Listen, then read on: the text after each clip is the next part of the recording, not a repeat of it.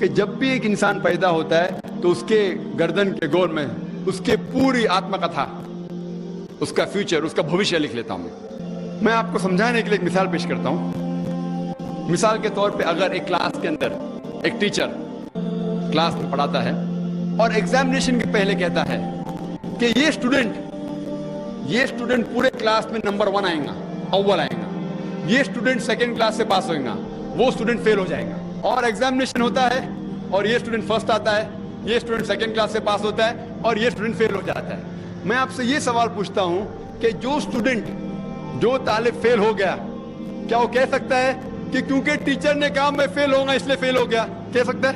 Teacher اپنے تجربے سے کہہ رہا ہے یہ اسٹوڈنٹ بہت اچھا ہے، بہت پڑھائی کرتا ہے اس لیے فرسٹ آئے گا، یہ اسٹوڈنٹ ٹھیک ہے سیکنڈ کلاس، یہ اسٹوڈنٹ پکچر دیکھتا ہے کلاس ہی نہ اٹینڈ کرتا ہے اس لیے فیل ہوئے گا۔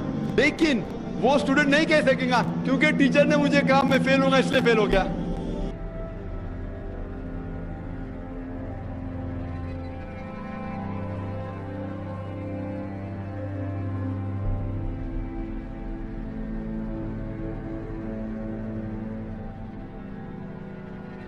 ڈاکٹر ذاکر نائک کے فلسفہ تقدیر پر میری نظر تقریباً 20 سال پرانی ہے۔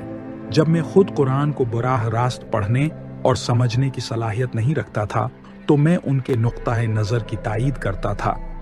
اس کی وجہ یہ تھی کہ اس میں ایک نظر بظاہر منطق کا پہلو موجود تھا جو ذہنی طور پر اپیل کرتا تھا، لیکن اب جب کہ میں نے قرآن پڑھنے اور سمجھنے کی ایک ادنا سی کوشش جاری رکھی ہوئی ہے اور خود اس سارے معاملے کا قرآن سے مطالعہ کیا ہے تو میری رائے بدل چکی ہے۔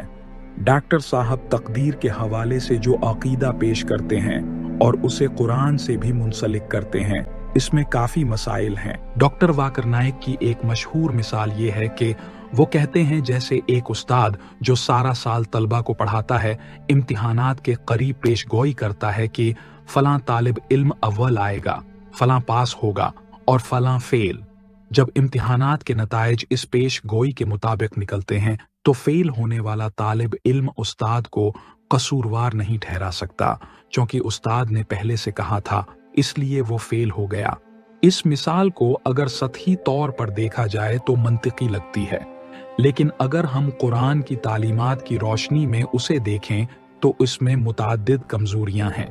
پہلی بات یہ ہے کہ 1 سال بعد استاد کے لیے یہ اندازہ لگانا آسان تھا کیونکہ طالب علموں نے اپنی کارکردگی دکھا دی تھی، لیکن تقدیر کا معاملہ تو اس سے بہت مختلف ہے۔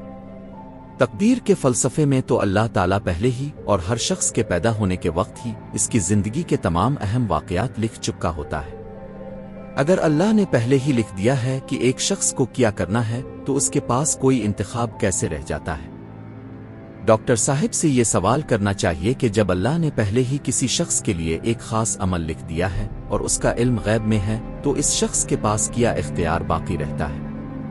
کیا وہ اپنی تقدیر کو بدلنے کی طاقت رکھتا ہے؟ اگر نہیں تو پھر اس کا ارادہ اور اختیار کہاں گیا؟ اگر اللہ تعالیٰ کو پہلے ہی علم ہے اور اس نے پہلے ہی تقدیر لکھ دی ہے تو پھر میرے پیدا ہونے کے ساتھ ہی میرا نصیب طے ہو چکا ہے، اور اب سوال یہ پیدا ہوتا ہے کہ میرے اختیار کا کیا ہوا؟ اگر ہر چیز پہلے سے لکھ دی گئی ہے تو کیا میں اسے بدل سکتا ہوں؟ اگر بدل نہیں سکتا تو پھر میرے پاس کیا اختیار رہ جاتا ہے؟ کیونکہ آخر میں تو مجھے وہی کرنا ہے جو پہلے سے طے شدہ ہے۔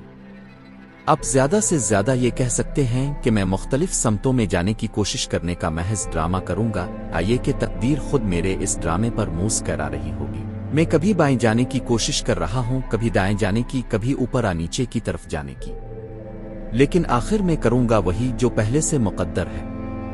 تو پھر میرا اختیار کہاں گیا؟ میری آزادی اور چوائس کہاں ہے؟ اگر ہر فیصلہ پہلے سے طے ہے تو میرا عمل کس حد تک واقعی میرا ہے؟ فرض کرو کہ زید اور بکر آج کے دن 2 مختلف ملکوں میں پیدا ہوتے ہیں۔ زید کی تقدیر میں لکھا گیا ہے کہ وہ 45 سال کی عمر میں بکر کو قتل کر دے گا، اور بکر کی تقدیر میں یہ لکھا گیا ہے کہ وہ 45 سال کی عمر میں زید کے ہاتھوں قتل ہو جائے گا۔ اب اگلے 45 سالوں میں کوئی ایسی صورت ہے کہ زید اپنی اچھی تعلیم، تربیت، ماحول اور حالات سے یا کسی بھی اور طریقے سے بکر کو قتل کرنے سے بچ جائے، یا پھر بکر اپنے پرامن ہونے کسی محفوظ کنٹری میں رہنے یا پھر کسی بھی اور طریقے سے زید کے ہاتھوں قتل ہونے سے بچ جائے؟ اگر ہے تو فلسفہ تقدیر میں اس کی گنجائش کی نشاندہی کر دیں، اور اگر نہیں تو زید اور بکر کا دوش سمجھا دیں۔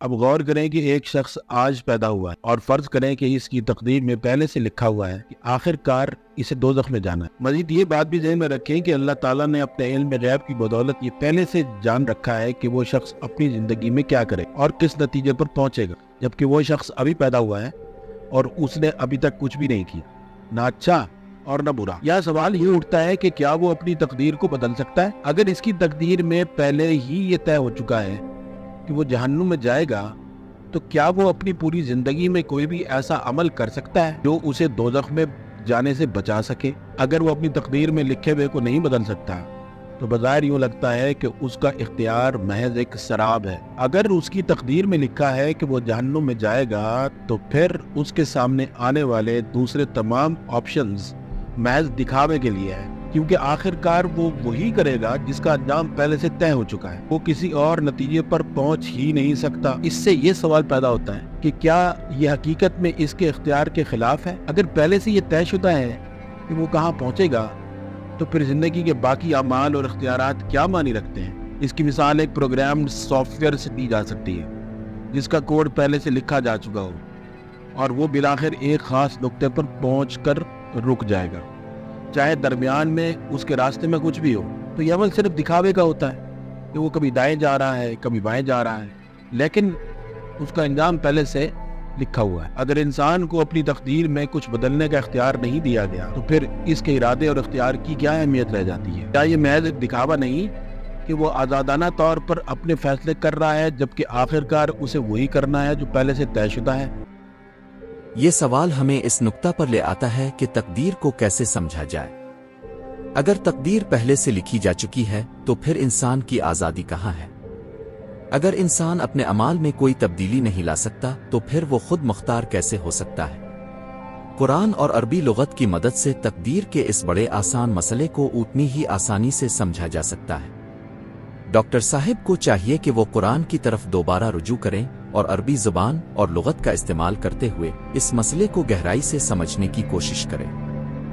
جب وہ قرآن کے تمام حوالہ جات کو سامنے رکھ کر غور کریں گے تو انہیں تقدیر کا حقیقی مطلب واضح ہو جائے گا۔